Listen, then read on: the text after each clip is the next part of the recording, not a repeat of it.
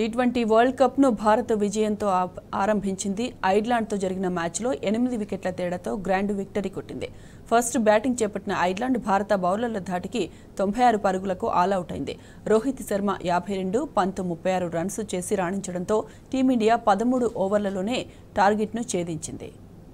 World cup లో భారత జట్టు బోణి అదిరింది. కోట్లాది అభిమానుల ఆశలను మోస్తూ అమెరికా చేరిన రోహిత్ సేన తొలి మ్యాచ్ లో ఘన విజయం సాధించింది. న్యూయార్క్ వేదికగా జరిగిన మ్యాచ్ లో ఆల్రౌండ్ పర్ఫార్మెన్స్ తో ఐర్లాండ్ ను మట్టి కరిపించింది. టాస్ గెలిచి ఫస్ట్ బ్యాటింగ్ చేపట్టిన ఐర్లాండ్ భారత బౌలర్ల దాటికి 96 రన్స్ కే ఆలౌట్ అయింది. టీమిండియా బౌలర్లలో బుమ్రా, హర్షదీప్ చెరో 2 వికెట్లు తీయగా హార్దిక్ 3 వికెట్లు తీసి రాణించారు.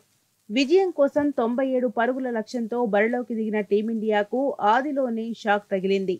రోహిత్ తో కలిసి ఓపెనర్ గా బరిలోకి దిగిన విరాట్ కోహ్లీ ఒక్క పరుగుకే వెనుదిరిగాడు. ఫస్ట్ డౌన్ లో బరిలో దిగిన రిషబ్ పంత్ రోహిత్ శర్మతో కలిసి ధాటిగా ఆడుతూ టీమిండియాకు విజయాన్ని అందించాడు. రోహిత్ శర్మ 37 బాల్స్ లోనే 52 రన్స్ చేయగా పంత్ 26 బాల్స్ లో 36 రన్స్ చేసి రాణించాడు. దీంతో భారత జట్టు కేవలం 12.2 ఓవర్లలోనే లక్ష్యాన్ని ఛేదించింది. సూపర్ బౌలింగ్ తో 2 వికెట్లు తీసిన బుమ్రాకు man of the match award లభించింది. ఈ విజయంతో 2 పాయింట్లు సాధించిన టీమిండియా టేబుల్లో తొలి స్థానంలో నిలిచింది.